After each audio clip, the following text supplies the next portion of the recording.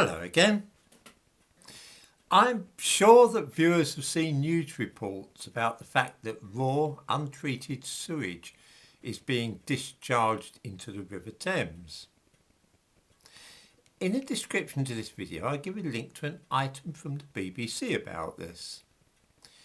In just 2 days, on the 3rd and 4th of October 2020, a sewage farm at Isleworth in West London discharged enough raw sewage straight into the Thames to fill 400 Olympic swimming pools. So, not a minor leak then. Further upstream, towards Oxfordshire, a group has been formed to protest at this habit of Thames Water of throwing untreated sewage into rivers. A river which rises in Gloucestershire, flows through Oxfordshire and then enters the Thames at Newbury in Berkshire. Thames Water have been discharging sewage in this river as well, from where it flows into the Thames and ends up in London. The name of this river is the Windrush, and the title of the group formed to protect it is deliciously ironic, because they call themselves the Windrush Against Sewage Pollution Group. The irony is, of course, that for most of us, the Windrush, a ship which was incidentally named after this river, is synonymous with the beginning of large-scale immigration to this country, which began after the end of the Second World War. It is, of course, immigration which is at the root of this particular problem. Put bluntly, the sewage system, and also that for supplying fresh water, are unable to cope with the huge increase in the population of South East England in general, and London in particular. The network can no longer cope with the demands being made upon it. I'm sure that we all remember London in 1990. Before the astoundingly large wave of immigration which the Labour Party initiated after they came to power in 1997 began. 6.5 million people were living in the capital at that time in 1990, and although the sewers were Victorian and the transport system struggled to cope, things rubbed along reasonably well. Let's conduct a little thought experiment, the sort of thing that the Germans call a Gedanken experiment. Let us suppose that in 1990 some madman had announced that over the next 30 years the entire population of Los Angeles would be transferred from California and resettled in London. All 2.5 million of them. Of course, this would have sounded so utterly mad and likely to destroy London and cause its systems for water, sewage, transport, housing and electricity to break down that I wouldn't have thought anybody would have considered it as a serious proposal. I mean, where would they all have lived? How many new hospitals and schools would have to be built? How would those Victorian sewers cope when the waste of the entire city of Los Angeles was added to that of London? It would have been mad even to think that such a thing could be done. And yet, here we are, 30 years later, and the population of London is now 9 million. That is to say, 2.5 million more than it was in 1990. In effect, the entire population of Los Angeles has been added to the population of London. This is entirely due to immigration. Many white English people have left London and been replaced by those from Africa, Asia and the Caribbean. These people tend to have higher rates of natural increase than the native population. That is to say, the women usually have more babies, and this too has acted as a driver on the rising population. All this was done with no prior planning of any kind whatsoever.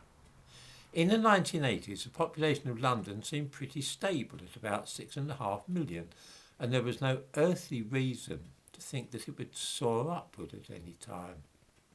As a result, nobody made any plans for new hospitals or schools or anything else.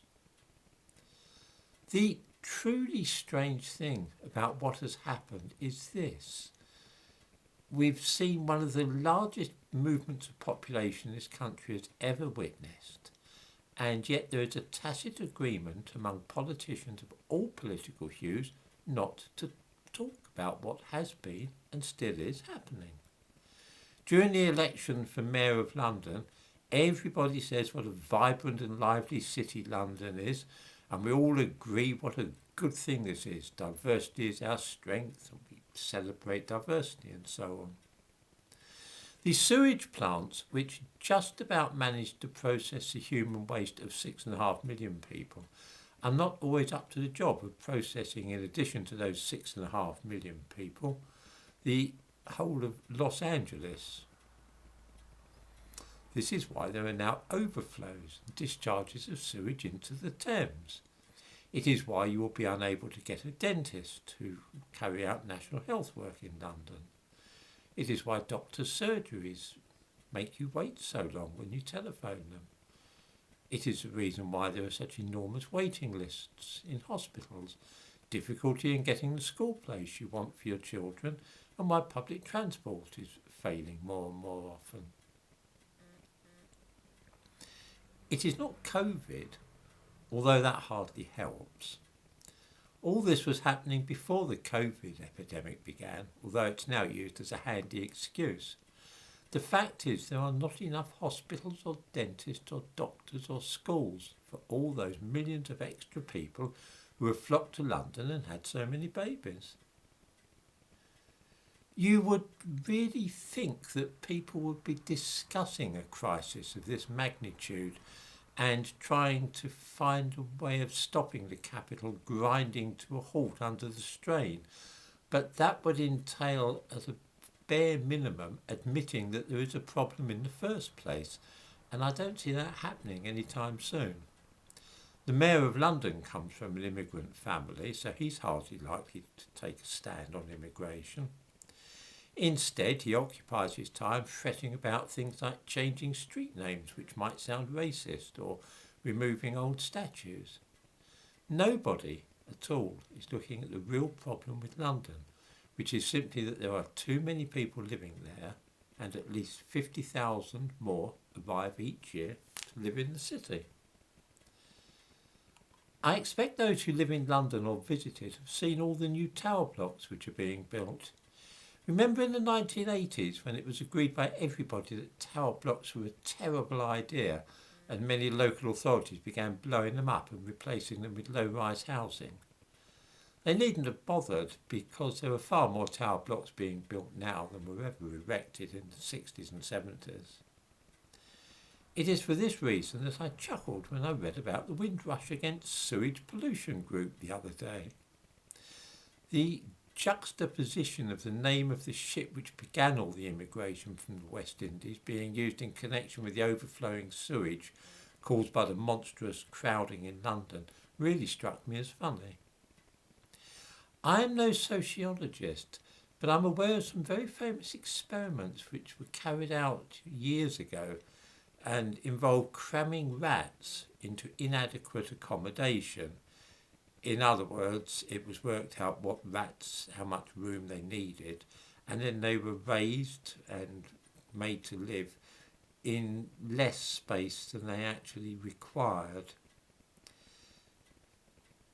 It's the same way as now being done with people being housed in cramped conditions. The rats started attacking each other. There was a huge rise in violence. The mothers of litters of rats lost interest in them and sometimes attacked their own babies. Other male rats ate the babies, and the male rats were constantly fighting for no particular reason. This started when the crowding reached a certain critical point. I can't help wondering if the savagery which we are seeing in London now, with young males hacking each other up with knives, is not a symptom of something similar happening with people. I do know that London is not somewhere that I would myself care to live these days.